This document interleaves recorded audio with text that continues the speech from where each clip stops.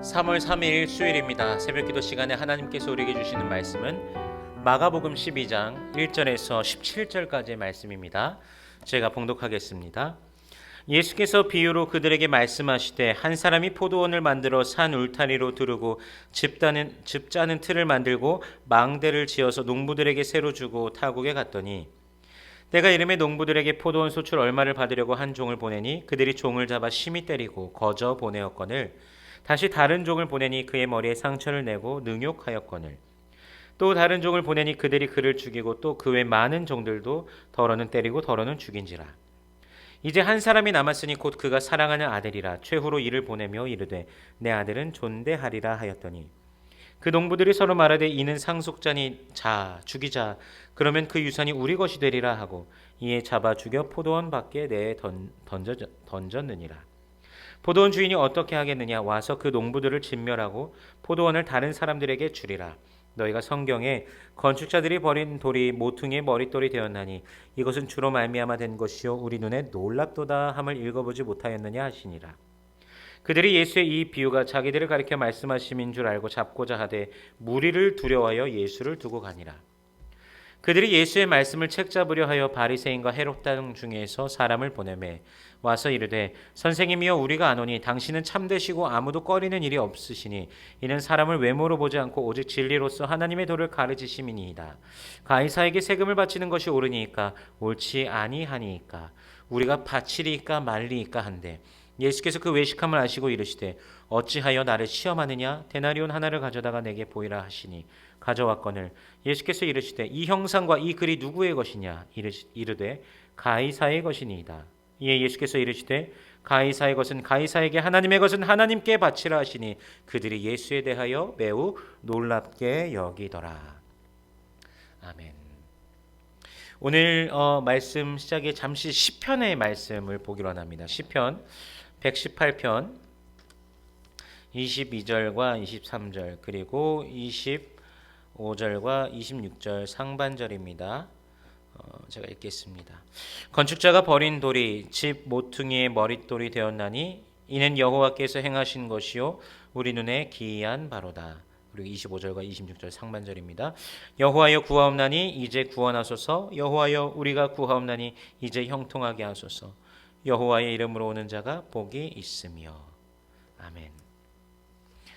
여호와여 구원하소서. 여호와의 이름으로 오는 자가 복이 있으며. 이 구절은 예수님께서 예루살렘에 입성하실 때 호산나 호산나 하며 외치던 그 사람들의 그 외침입니다. 이스라엘 백성들의 그 메시아 신앙은요, 건축자가 버린 돌이 집 모퉁이의 머릿돌이 되는 것은 알지 못했습니다.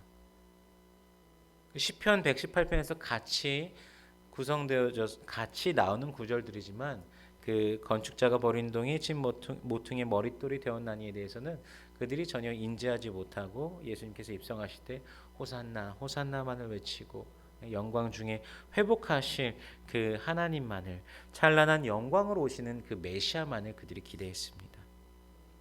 하지만 하나님께서 영광 받으시는 방법이 사람의 생각과 다른 것입니다. 처음부터 한낱 피조물에 불과한 사람을 정하셔서 자신의 형상대로 우리 하나님께서 직접 만드셨고 생기를 불어넣으시사 생명이 되게 하셨으며 그들에게 주어진 자유의지를 하나님께 반대하고 불순종으로 나아갔던 인간이 구원받는 길은 하나님의 독생자 예수께서 그들을 위해서 죽으시는 것뿐이었습니다. 이 고난이 그렇게 바로 예고되어 있었던 것입니다. 건축자가 버린 돌이 집 모퉁이의 머릿돌이 되었나니 이는 여호와께서 행하신 것이요 우리 눈에 기이한 바로다. 우리에게는 상상할 수 없는 놀라운 일입니다. 그러나 하나님께서는 그렇게 하나님의 성전을 하나님의 나라를 그리스도 예수를 기초로 하여서 우리에게 그렇게 주시는 것입니다. 구약 시대에 지속적으로 선지자를 통하여 말씀하셨습니다. 세례 요한에 이르기까지 전달되었지만 사람들은 때리고 능욕하며 죽이기도 하였습니다. 그리고 마지막으로 이 포도원 농부의 비유 6절에서도 보듯 한 사람 그가 사랑하는 아들도 잡아 죽여 내 던져졌습니다. 우리가 발견하게 되는 놀라운 은혜의 역사는 바로 9절에서 발견할 수 있습니다. 포도원 주인이 어떻게 하겠느냐? 와서 그 농부들을 진멸하고 포도원을 다른 사람에게 주리라. 주인의 은혜를 기억하지 아니하고 도리어 거부하기를 일삼는 자들을 진멸하고 도리어 다른 사람에게 이제 주리라 라고 말씀해 주시는 것입니다.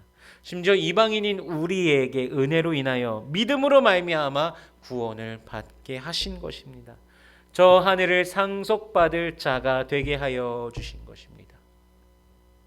주님을 찬양합니다. 예수님의 이 비유를 듣고 있는 스스로 선민이나 일컫는 자들이 기분이 좋을까요? 몹시 나쁩니다. 바리새인들과 헤롯당들은 예수님을 책 잡으려고 합니다. 근데 아이러니하게도요, 바리새인들과요 헤롯당은 서로 좀 교차점이 없는 자들입니다. 바리새인들은 유대인의 그 신앙 전통, 자존심을 따르는 자들이었고 헤롯당은 친로마의 성향이 있기 때문에 이 결을 같이 할 수가 없는 자들입니다. 하지만 예수를 반대하는 것 하나로 그 뜻을 뭉치고 있습니다. 14절에 보니까요, 굉장히 예수님을 존경하는 것 같이 서론을 늘어놓지만 결국 하는 질문은 책 잡기 위한 질문입니다. 가이사에게 세금을 바치는 것이 옳습니까? 옳지 않습니까? 예수님께서는 데나리온을 하나 가져오라고 하십니다. 데나리온은 일반적인 거래에 사용하는 화폐입니다. 로마 황제의 형상이 새겨져 있고 그 황제에 대하여 시니오 대제사장이라는 글귀가 새겨져 있었습니다. 동전에 새겨진 황제의 형상도 10계명 중 2계명을 어기는 것이라고 여긴 유대인들을 위해 형상과 글을 제거한 또 다른 구리 동전이 통용되기도 하였습니다.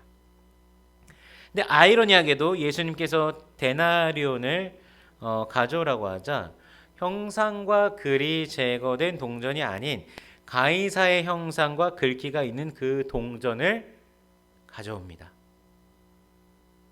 그리고 예수님께서 그걸 받으시고 하시는 말씀이 가이사의 것은 가이사에게, 하나님의 것은 하나님께 바치라. 로마 황제를 부정하게 하려는 그들의 계략이 수포로 돌아갑니다. 하나님의 주권을 인정하면서 세상의 권력도 부정하지 않도록 하는 그런 빠져나갈 수 없는 대답을 해 주십니다. 바치라에 해당하는 그 헬라어, 여기서 아포도테라고 쓰는데요, to give back, 돌려주다의 의미를 가진 단어입니다. 하나님께로부터 받은 은혜를 하나님께 돌려드려 영광 돌려야 하고요, 권력의 통치, 지도를 받는 자들이 그것을 따르는 것으로 또 돌려줘야 한다는 것으로 바리새인들의 그 신앙과 민족주의도 만족시켜주고 헤롯 당원들의 친로마 성향까지도 만족해 되는 답변입니다. 세상이라는 그 틀 안에서 우리가 살아가고 있지만 여러분, 그 우리의 몸에는요 하나님의 형상이 새겨져 있습니다. 저도 여러분도요. 우리에게 스스로에게 한번 질문해 보기를 원합니다. 세상을 섬기겠는가? 아니면 하나님을 섬기겠는가?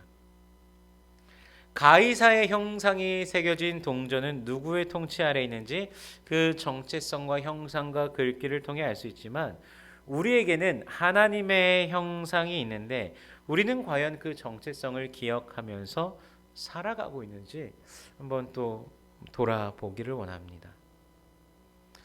하늘의 관점으로, 하나님의 관점으로 그 영광의 시간을 기다리면서 그분의 뜻에 순종하며 우리가 날마다 나아가길 원합니다. 하나님의 뜻이 나의 뜻이 되고 아버지의 뜻이 하늘에서 이루어진 것처럼 우리의 삶에 늘 이루어지길 갈망하는 하나님의 자녀의 정체성이 우리 날마다 회복되어서 주님의 빛이 드러나는 또한 매일이 되시길 원합니다. 주님의 영광으로 충만한 하나님의 형상을 가진 자로서 주님의 영광을 충만하게, 또한 주님의 빛을 세상 가운데 드러내며 오늘도 살아가는 여러분의 삶이 되시기를 주님의 이름으로 축원합니다.